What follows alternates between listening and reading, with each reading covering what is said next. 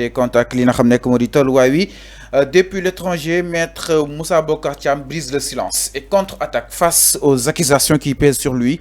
ma ni kon nag ginnaaw rek ba nga ko daal di bindalee que ni yan ak wala yoral mu koy daal di toppee nga jëm si wàll bi moom ki nga xam nekk moo di maître Moussa Bocar Thiam mi ngi weddi toute implication dans un détournement de deniers publics maanaam jàpp ne mësta laale si alalu li nga xam nekk moo di justement réew mi donc nag responsable de l'Alliance pour la République APR maître Moussa Bocar Thiam accuse ses détracteurs de chercher à le salir.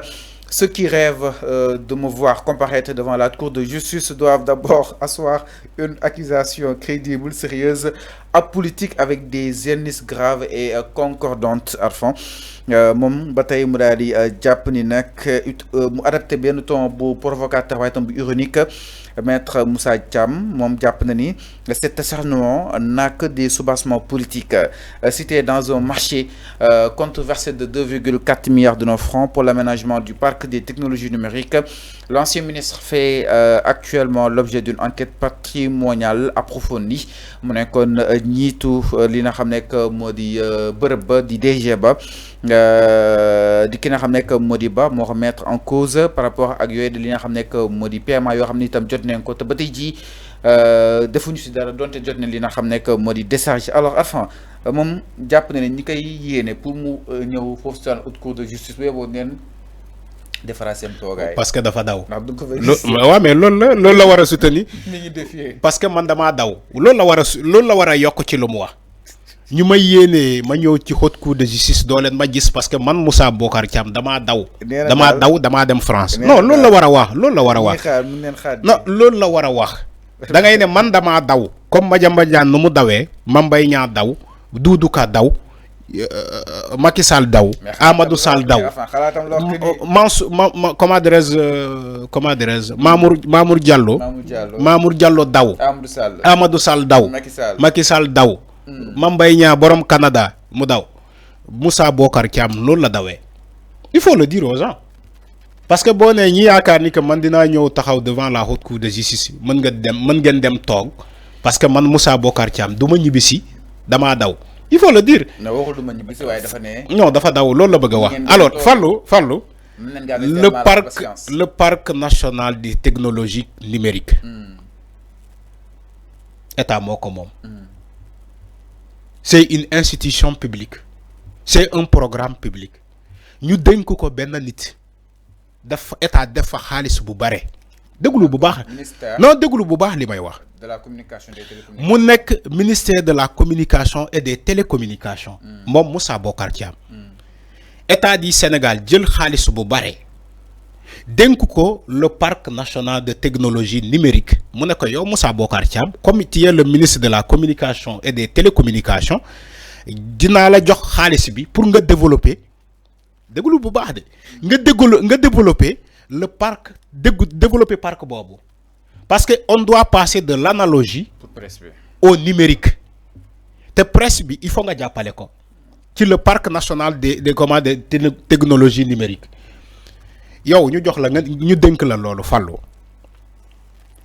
nga gérer ko de manière générale ba nga wàcc nga ne kenn du saytu sa gestion loolu tegu ko fenn parce que dañu laa dénk Moussa Bocar Thiam dañ kaa dénk comme nu ñu dénkee Mame Mbaye Niang dénk Massamba dénk Mademba ci la gestion de l'État xam nga je suis d'accord nga ne ma il n'a pas géré les deniers publics wala géré wul les biens de l'État mais Moussa Bocar Thiam il a été ministre il a géré comme tout le monde aujourd'hui il dit que waruñu seeti sa gestion waruñu ko envoyer ay notification ay huissier pour ñu dem xool son patrimoine nu mu ko amee ak par rapport la gestion bu mu doon def yow nga ne non état warul def loolu mooy état daf laa bëgg a tëj kenn bëggu laa tëj saytu sa gestion ne veut pas dire que tu dois être arrêté à moins kon lu ñuy saytu ci yow ñu gis ni que yow yaa ko def si Moussa Bocar Thiam veut dire aux gens ni que moom il a détourné de l'argent il fallait le dire mais simple gestion état mooy xool mais Fallou quand je parlais de l'inspection générale d'État IGE ak IGF ak la Cour des comptes ni que dinañu dem xool la gestion d'une personne, la gestion du directeur, la gestion du ministre, la gestion de tel et tel autre responsable de l'État. Mais dañuy dem xool ces gestions-là. C'est pas Moussa Bokar Thiam seulement la ñuy dem xool sa gestion. Non, non, non, non. Bala Moussa Bokar Thiam, il y avait d'autres. Légui Moussa Bokar Thiam, la question qu'on se pose, lan la ragal, lan la titre bay commencer di waxantu. Parce que lu muy def ni, waaye bu fekkee da ngeen rêver gis ma xóot coup de justice, voilà état moo ma bëgg a tëj. C'est pas comme ça, les choses ne se passent pas comme ça. Dañuy ne sa gestion la ñuy xool. Maintenant, si il est clean. Donc rien qu'un rêve. Non, c'est pas un rêve. C'est pas un rêve. Gestion Moussa Bokar Thiam la ñuy xool. Bu fekkee deful dara.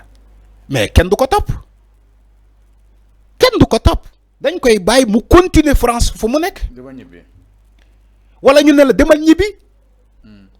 Ay ñaata nit lañu xool seen gestion fallu fii Sénégal ba pare libéré leen ne leen dem leen ñibbi defoo leen dara. ñaata ministre la ñuy épinglé woloon fii ci les fonds Covid. Aujourd'hui ils sont à liberté provisoire ou bien ñeneen ñi ils sont sous bracelet électronique. Mansour Faye, comment dirais-je, le tailleur de la Constitution. Ismaïla Madior Fall, anamu. Sophie Gladima, anamu. Bah, tout récemment Mansour Faye, anamu. Mais c'est comme ça. Bala Moussa Bokar Thiam di wax kaawam gis nañu fi comment dirais-je Ismaïla Madior Fall, gis nañu fi Mansour Faye, gis nañu fi Sophie Gladima, mais ñoom ñëpp ils étaient des ministres. Dañoo seet seen gestion. Mais pourquoi ñu éggé ci Moussa Bokar Thiam? Il veut faire tellement de bruit. Ouais, dañu ma bëgg tëj. Ouais, état dak ma bëgg. Non, mais c'est il faut pas te culpabiliser. Il est en train de se culpabiliser, de se victimiser aussi. Il faut pas se victimiser. Sa gestion la ñuy xool de manière générale. Bu fekkee yow Moussa, yow mi doon tëj télé yi. Parce que ça aussi bu leen fàtte.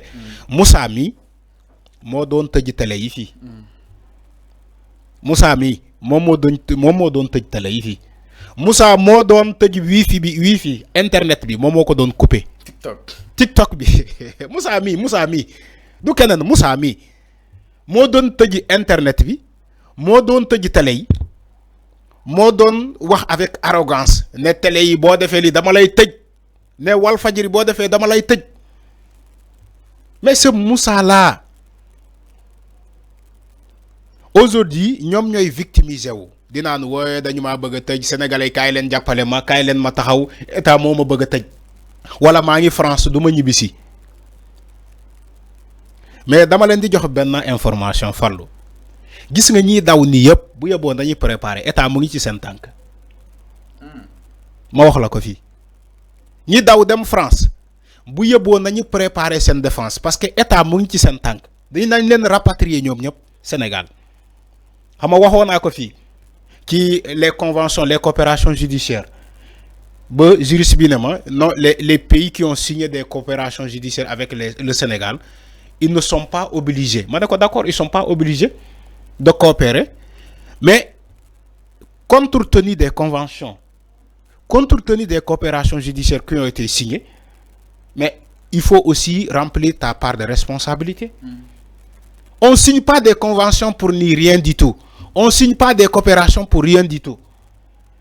Mais chaque pays voudra respecter les conventions qu'il a signées. Chaque pays voudra respecter les coopérations judiciaires qu'il a signées. Et vous dites que non, ni d'Aoudem France, ils sont en sécurité. La France ne va pas les balancer au Sénégal. Bouyabo n'a ni pareil. État du Sénégal, mouinti sentank. Pour rapatrier les nyom nyop Sénégal. Parce qu'il faut que la France joue un rôle aussi important dans cette affaire. La France doit jouer un rôle très important. Donc, aussi. Tout ça, c'est sous peut-être la complicité de la France. Mais la France est complice. Il y a gna quoi? D'où est là quoi? Ni daouni di dam la carte France parce que la France est complice. Il y a gna quoi? C'est la France qui est complice. Alors donc exactement. Mais Fallou qui les protège? C'est pas la France. Mais c'est la France qui les protège. Moi, la France, c'est une Non, mais moi, la France, alors, donc, on a cité dans le marché controversé de 2,4 milliards pour l'aménagement du parc des technologies numériques. L'ancien ministre fait actuellement l'objet d'une enquête patrimoniale. Sous ce que aussi l'ex-DG dit bas, et moment remettre en cause, affirmé que ni, lors de précéder au paiement des fonds sur l'insistance de maître Moussa Bokar Thiam après avoir obtenu une note écrite de décharge. Ces éléments ont connu le pôle judiciaire financier à effectuer des réquisitions auprès des notaires et institutions bancaires pour traquer les avoirs de l'ex-ministre.